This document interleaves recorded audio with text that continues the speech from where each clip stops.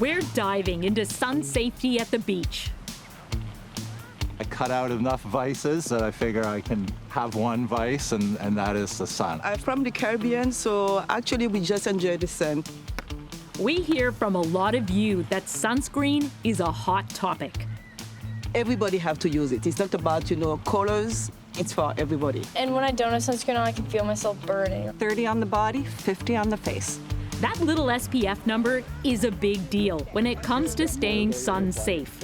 Higher number, higher protection. SPF 50, because if you're going to put it on, you might as well get the maximum protection. If that's how they market it, right, what else am I supposed to do? It's like if I don't work at the sunscreen lab, I just have to go by what they say.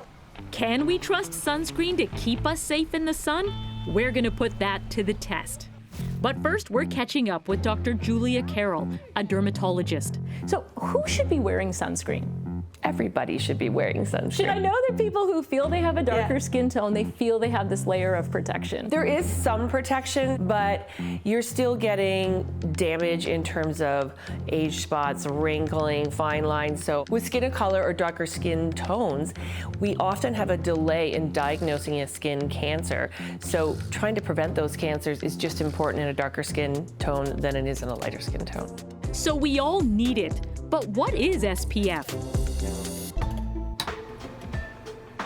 SPF, sun protection factor. It's not magic, it's math.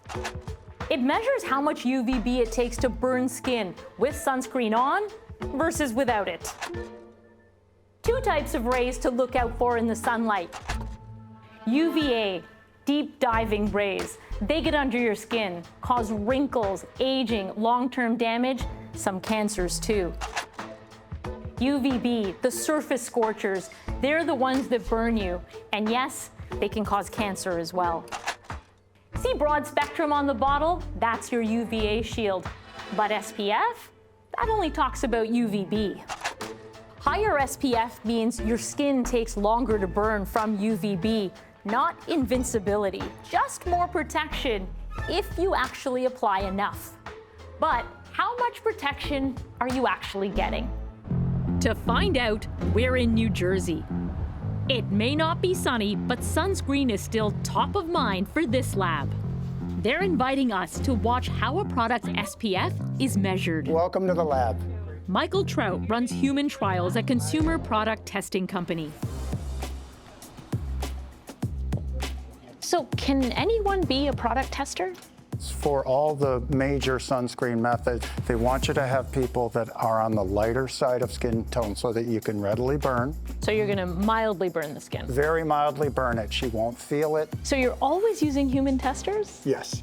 It seems a bit, it's the year 2026. Does it seem a bit archaic to still be doing this on people? It's very archaic because you're causing a burn, which is an inflammatory response, and that's a very variable thing. I'm going to apply the first product.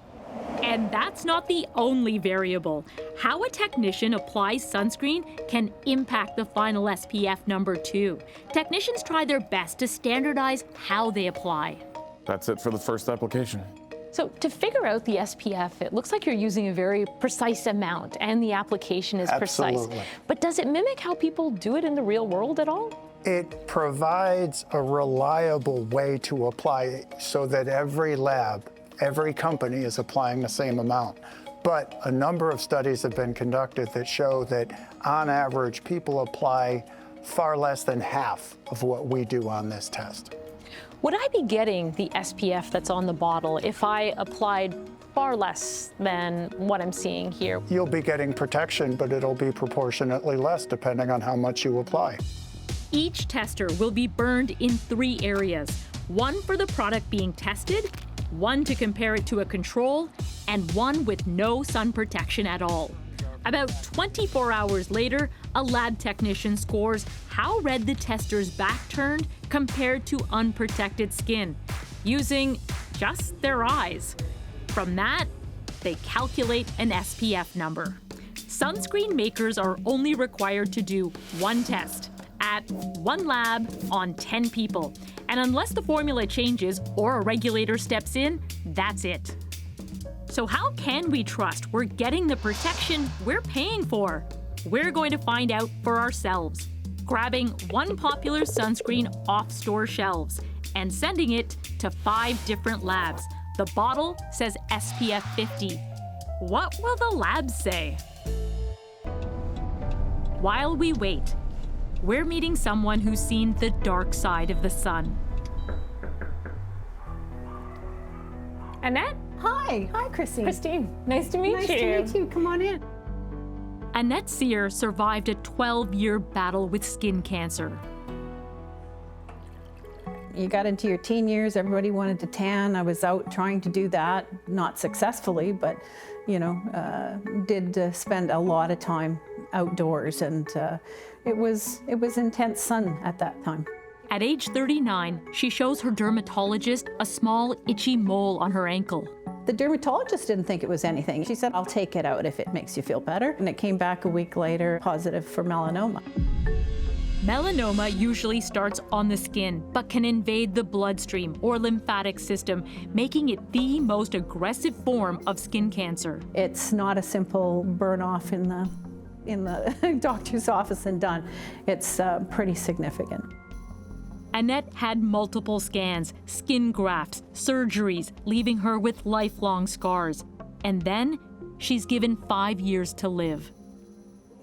I think processing that type of information is difficult, but I came to the conclusion I can't control that. That's when I decided to try to do something positive with that diagnosis. Annette founded Melanoma Canada in 2009. A key message: sun safety. What would you say directly to somebody who feels like they are enjoying the sun? You know, if I'm unlucky, it's okay, they can treat that. You can't possibly imagine the stress and the physical harm this does to you over time. It does change your life. Annette is cancer-free now. I'm fortunate to be alive. All I can do is present the information and hope people take it to heart. She says her story is a warning, especially to those pushing misinformation online. Some guy goes, here, take some sunscreen. And I said, you get that cancer water away from me, okay? The sun does not cause cancer. You're actually more likely to get burnt, or the sun is more likely to damage your skin when you wear sunscreen. Dr. Carol is watching along with us. It's very frustrating because we work so hard to protect our patients and get the message out. Do the sunscreens that are on store shelves cause cancer? Absolutely no way. Do they contain toxic ingredients? Not when applied on your skin as directed. So what a lot of these influencers and sunscreen haters do is that they read through papers and they look for one little line, and then that's the thing that they'll jump on and shout from the rooftops. So experts agree sunscreen is safe, but how effective is it? Our first lab result is in. Remember that sunscreen we bought off the shelf? It said SPF 50. Okay. This lab says it's 34. SPF 30 lets in about 3% of UV rays, compared to 2% from SPF 50. Although that gap seems minimal, experts tell us over a long day with a lot of sun, it can be a big deal. So why the difference? Will the other labs agree on this SPF? Or is this popular Canadian product giving you less protection than you think? Making me a little nervous. That's coming up.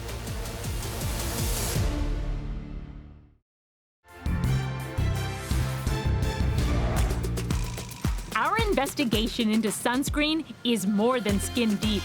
If you're going to put it on, you might as well get the maximum protection. We're sending the same sunscreen lotion to 5 labs to see if they get the same SPF.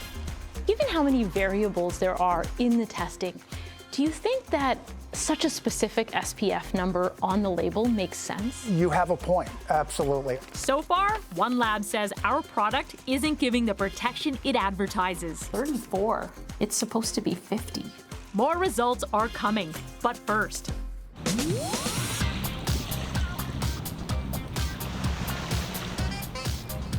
We're in Toronto, And still audio file 5. giving these beachgoers a glimpse into their future. This special UV camera can reveal sun damage under the skin, invisible to the naked eye. I'm excited. I am a little nervous. I want skin cancer. Along with us is dermatologist Julia Carroll. We'll see things like sun damage, which will show up as pigmentation. I don't feel myself burning, but I'm real interested to see if that was a mistake.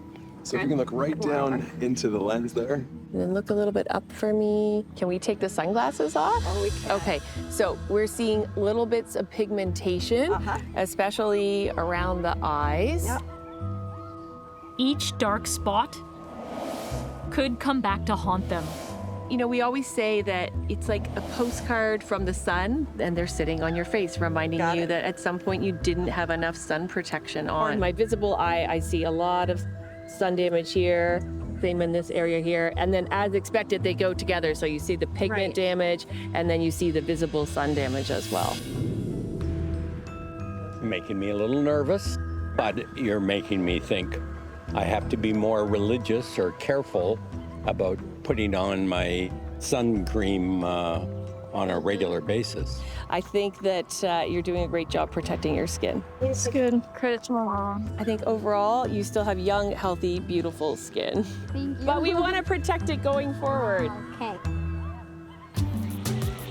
So how can we be sure we're protecting properly? So I wear spray on my body, cream on my face, and then like a stick on my scalp and my ears. I do spray, then cream on my face. But do all those methods apply equally? We're putting that to the test. I put it first here. Since sunscreen blocks most UV light, we can easily see where sunscreen has been applied with our special camera. First up, lotion. So hopefully we'll see a good coverage. Okay. Oh, see, you did a really good job. You always forget about your ears, don't you? It's like... Well, I think that I wouldn't have been able to do any better with anything else. I think A++. You did a great job. Thank you.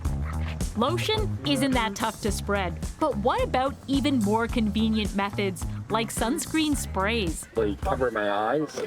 This is the worst part. I don't know if I can reach. How did they do? Not bad, maybe. I could have put more up here and on my shoulders. My back, I can't really see, but I think it's a little patchy. So you see the spots you missed? So you missed around your mouth. See these white areas? Yeah. You missed around your mouth, but you did a good job on the back of your neck. Oh, well. The problem with spray sunscreens is that you lose a lot of the spray. Dr. Carroll's tip? Spray it in your hand and then apply it, and then you rub it in so you get all the little spots that maybe didn't reach. Yeah. And last up, a sunscreen stick. Okay, any more than that, I'd be cheating. Oh my goodness. See all the spots that were missed? I think an important area that you missed was around your mouth and around your eyes, because those are areas that, you know, can get damaged more easily from an aging perspective. Our UV camera can only show us where sunscreen was applied, not if it was enough. So we have another test for that. In the lab, SPF tests are done by weight. It's 2 milligrams of product per centimeter squared of skin, which means to get the same SPF as they got in the lab, we have to apply that much. To do our sunscreen math, I measure my face with tape.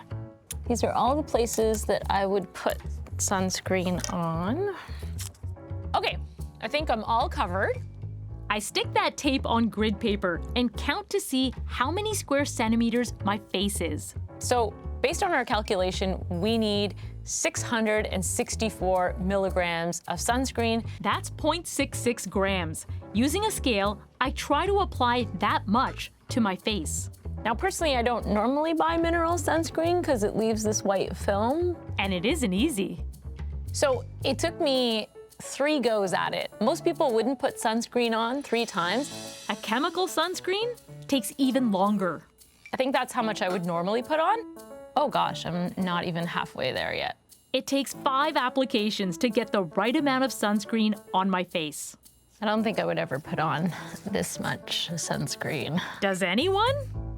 Hi, Christine. Hi, Professor Diffie. We're connecting with Professor Brian Diffie near Exeter, UK. Thanks for taking the time to chat with us. He spent his career testing sunscreen and how it should be applied. We know from studies that if you give a bottle of sunscreen to someone and say, just put this on, people will typically put it on it to about a third to a half of that thickness. It's really starting to make me question how much protection it's offering me. You'll never get the protection on the bottle. You'll never get that protection unless you're extreme, because most of us will not apply it at the thickness that it's tested at. The important thing with sunscreen is to use it.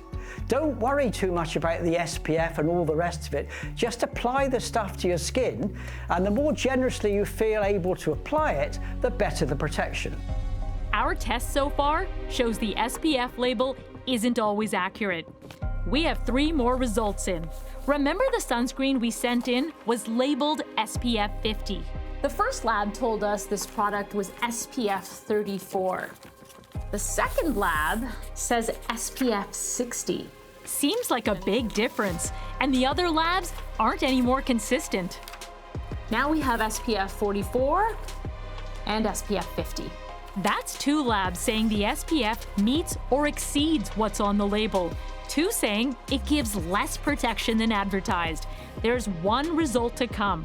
But there's something else Canadians should know about the sunscreen on store shelves. I was there for about 9 years. Brian Ecclefield worked at AMA Labs. It did testing for some of the largest sunscreen companies in the world. For a long time, they were sort of recognized as faster, cheaper, and potentially going to provide higher SPF label values than some of the competition. So like when you really start understanding that those 3 things are true simultaneously, you should question it. In 2017, AMA was caught testing sunscreen on fewer than the 10 people required and fabricating results. The owner even went to prison over it. Did this shake your faith in that little SPF numbers on the label? Completely. When I started working at AMA, I wholeheartedly believed in what they were doing. I mean, I thought at that time I was making the industry a better place in some little way. So as I was leaving, it utterly crushed me, sort of walking away from that after having, seen everything for what it was once I knew what was going on, and I quit. Once the news hits, Australia tells brands that used AMA data to retest their products. Health Canada didn't appear to do anything, but do tell us some sunscreens they approved did use AMA labs. Their position? It's on manufacturers to make sure the lab is doing its job. Since Health Canada doesn't require companies to retest their products unless their formulations change, they acknowledge products relying on AMA data could still be on store shelves. So Health Canada told us that there were products that they approved that were tested in AMA labs, but they didn't say anything to Canadians. Do you think they should have? I do, and I still don't think it's too late. Making consumers aware that there was a problem that has been very public and people have gotten in trouble for it. There's proven fraud. That would be one way to get started. 2 would be reach out to the brands directly. Notify them that there was wrongdoing. That's going to be the most effective way. Push it on the brands to pull their products if they know they were tested there. If Health Canada isn't stepping up, we will. If the companies don't know how well protected you are, how do you have a chance of thinking of how well protected you are? We're demanding answers from Canada's biggest brands after the break.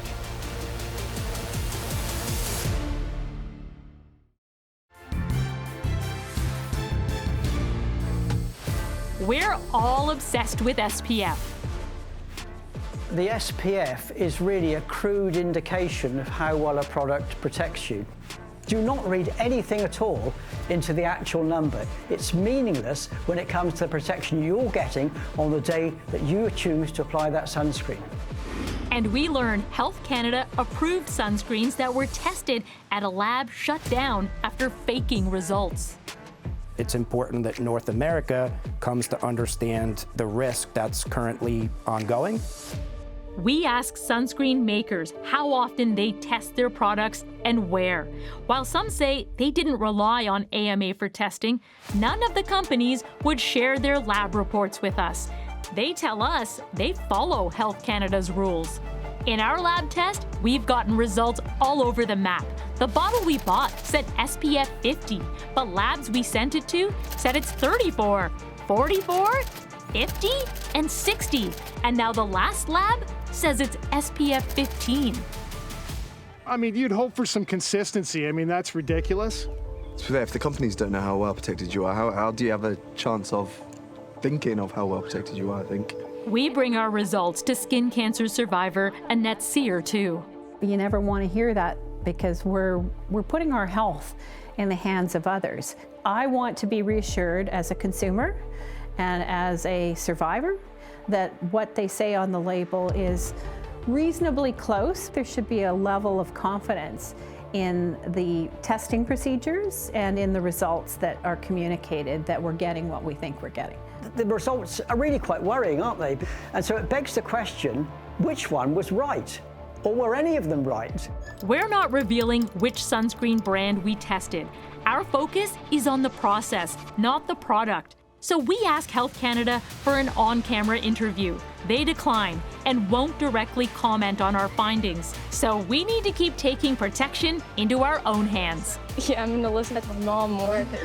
I use my sunscreen every day and really hope that there will be government regulations as to what SPF really means. That to me is very, very important. Sunscreen is important, but it should be your last line of defense. So you want to use a hat, you want to use sunglasses, you want to use sun protective clothing, and you want to stay in the shade when it's sunny. But I think it's going to pay off in the long run. You know, when you're in your 50s or 60s, you're still going to have the beautiful skin.